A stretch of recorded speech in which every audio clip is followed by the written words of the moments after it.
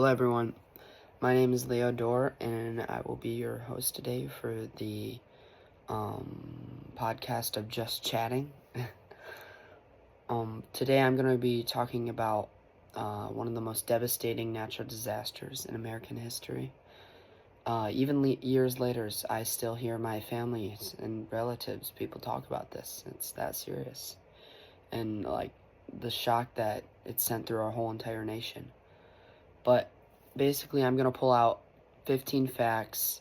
I'm going to break it down into sections, and all from the book, What Was Hurricane Katrina? Alright, so let's get started. Part 1, what was Hurricane Katrina? So, overall, Hurricane Katrina was seen as a massive Atlantic hurricane that formed in August of 2005. Katrina began as a tropical depression over the Bahamas in August 23rd, 2005. That was page 1. Katrina began as a tropical depression over the Bahamas on August 23rd, 2005, as you could find on page 1. So what this meant is at first the storm didn't really seem extremely dangerous, but once it moved to the Gulf of Mexico, it rapidly became stronger because of the warm ocean water and the high winds in that. Fact number 2, coming off of what was Hurricane Katrina, is Hurricane Katrina became a Category 5 hurricane. Now that's the highest of the. The categories go 1 through 5. So 5 meaning the highest, and then 1 meaning the smallest wind speeds. You can find that on page 3. And what that meant is on its strongest point, it had winds reaching over 175 miles per hour. Fact number 3 here, coming from What Was Hurricane Katrina, is Katrina was one of the strongest hurricanes ever recorded in the Atlantic Ocean. And think about that, because most hurricanes don't actually hit land ever. This one was one of the strongest ever, and it was right on track for hitting land. And I mean, as soon as they heard this, millions of people along the coast of the Gulf of Mexico were warned to evacuate as the huge storm approached. Part 3 here is the flooding. You might be wondering why I'm saying the flooding instead of the hurricane impact. So at this point, the hurricane had already gone through Louisiana and kind of fizzled out. Now it's just a huge storm, but it's already gone through its whole hurricane phase. But after the hurricane has left Louisiana, it's left a huge impact on them. So what it's done is it's left like huge amounts of rising water, and obviously there's still a ton of impact from the actual impact of the hurricane, but now there's more damage to come from, as we'll see. And then that translates to about fact 6 here, where 80% of New Orleans flooded after, those things that were supposed to hold the wall stop them from flooding, the levees, they failed. And I don't know if you can imagine what that means. It's just basically they failed, they collapsed. It doesn't work. They were stopping all the water, and now all the water is just rushing through. It's like a dam breaking almost. And then those parts that were they were below sea level, and that was like they were already flooding before that. But now they're almost completely underwater, which was absolutely devastating. Knowing that might have been people living there might have been animals, food, houses, everything. And then after all that water broke through, just pouring and rushing through the whole entire city, thousands of residents had no electricity, no food, no clean water for days. And that comes from page 8. And crazy part is people were living on their roofs. Like the water was so high that like, imagine the roof of my basement. I have to axe through that, go on top of that, axe through that, go onto my roof, and live on my roof for days waiting for someone to rescue me. Which, think about the food, the bathroom, you have no one to call for help. You're sitting in a huge rainstorm. It's insane. It's Louisiana. It's so hot. No anything. It's insane. But moving on to the next part. Part 4 here is the human impact. This is where Katrina just became more of a weather disaster. And fact 8 here is more than 1,800 people died because of Katrina and the flooding afterward. Not because of the storm, because of the flooding afterward and the cause of it. And then many families were separated during the evacuations. I mean, it's extremely difficult to go through that. That goes into fact number 9. Over 1 million people were displaced from their homes.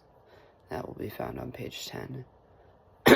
But this ended up making Katrina one of the largest population displacements in U.S. history. Which there's been a lot of stuff through the U.S. history. So Katrina's probably one of the most insane things to ever happen. Moving on. Part 5, it's called the Superdome. But you might be thinking that's a weird name, but one of the most famous symbols of Katrina was the Louisiana Superdome. And at the time, the New Orleans Saints, a football team, played there. And obviously they had all evacuated. And so there was just this huge empty stadium. And fact 10 here, thousands and thousands of people took shelter inside of this Superdome. This huge arena, stadium, Superdome. And then they were just sleeping on the turf. Like, imagine where the football players play. They were just sleeping on that. Basically how much a couch is, how much sleeping room you had. It was just on turf, on grass. One person, like, side by side each other. One person above you. There was no space at all. It was just like blanket, pillow, survival essentials. And what happened was conditions quickly became difficult, and there was shortage of food since the Superdome didn't know there was going to be that many people there. So they lost food. They had shortages of water, air conditioning. It's Louisiana, so you remember it's really hot. And medical supplies, and obviously there was millions of people hurt from Katrina. So if you run out of medical supplies, it's a disaster. But that's just one of many things. Part 6 here is government response. After Katrina, many people criticized the government response. One part that I found very interesting, this is just coming off my head right now, is before the hurricane hit, there was a train station that offered to take people out of the poor areas that couldn't get transportation out of the city, because they were unable to. They didn't have gas, they didn't have a car, they couldn't afford anything. But they offered it for free. They could evacuate anyone, and the government actually denied it, and they said, no, we don't want that. So, and then, around a dozen trains just left the station with no one in them. And I have no idea why. They never released any reason why. Moving on from that, so after Katrina, many people criticized the government, and the government response was the Federal Emergency Management Agency, or FEMA, F-E-M-A, was criticized for reacting way too slowly. Rescue operations were delayed in some areas, so that means rescuers were slowed down. They couldn't get to them in time. Actually, there was just locals that came back down after the storm hit, and they just drove their own boats around and started helping people off their roofs. Because remember, they were sitting on top of their roofs with barely any food or water or anything. And this caused actually many more tragedy than what there should have been. And it also, for Hurricane Katrina, it exposed the government's lack of emergency preparedness, like involving poverty and like people who are unable to get out. Like many people who couldn't evacuate or did not have transportation or couldn't like leave the city, like they were just left stranded. And obviously that was difficult, because imagine you're in a wheelchair and your roof is almost filled to the brim with water, and you have to somehow get up to the roof if you even want a chance at surviving.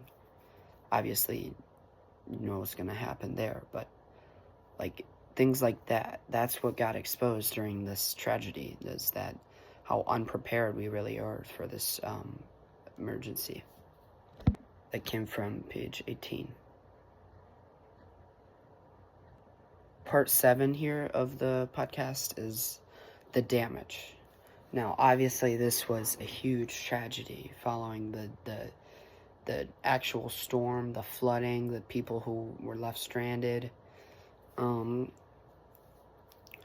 So, according to my info here, Hurricane Katrina caused more than $100 billion in damage.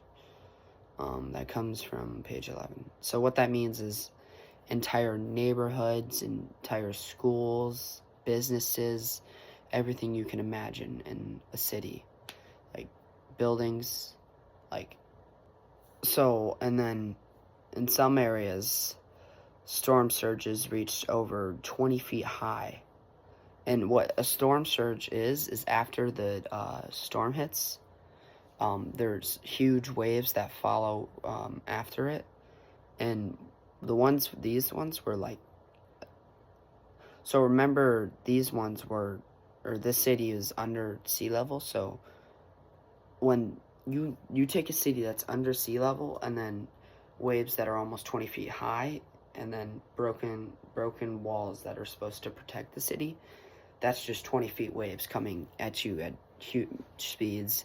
And it's not just one wave, it's one after another.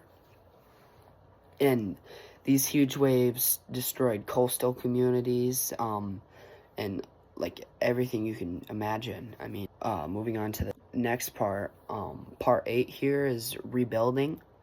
After the floodwaters receded and rebuilding finally begun. Obviously, this was a extremely difficult part for everything, emotionally, physically, and people returned to their damaged homes and neighborhoods. Some homes were no more. I mean, nearly completely destroyed. There was nothing left, and volunteers from around the country came to help, which was obviously a good part of humanity where you can see people helping out.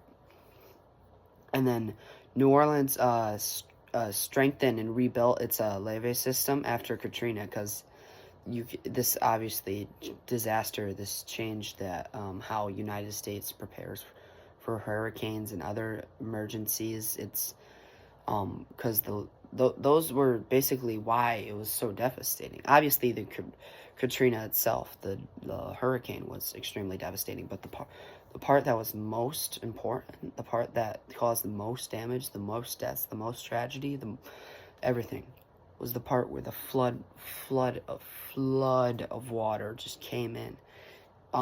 So that was what tore everything down. And then the United States, they focused on that. They were like, okay, we gotta fix this now. This is a huge problem. And so now the United States are like way more prepared for something like this to happen in the future. So like if something were to happen like this in the future, which hopefully not, they would have a good system to get everyone evacuated. They would have, even if someone couldn't, like it was literally impossible for them to evacuate, they would have good shelters, safe shelters, and then they would have some supportive way of stopping the storm from actually getting into the city. And yeah, that leads me into the conclusion here. overall, in conclusion, Hurricane Katrina wasn't just a storm. It became a tragedy that revealed weakness in infrastructure, emergency response, and disaster preparedness. It changed millions of lives forever. Even today, Katrina remains one of the most remembered disasters in modern American history. Thank you for watching, everyone. If you enjoyed this podcast, make sure you like and subscribe. And hopefully you guys enjoy. Thank you very much.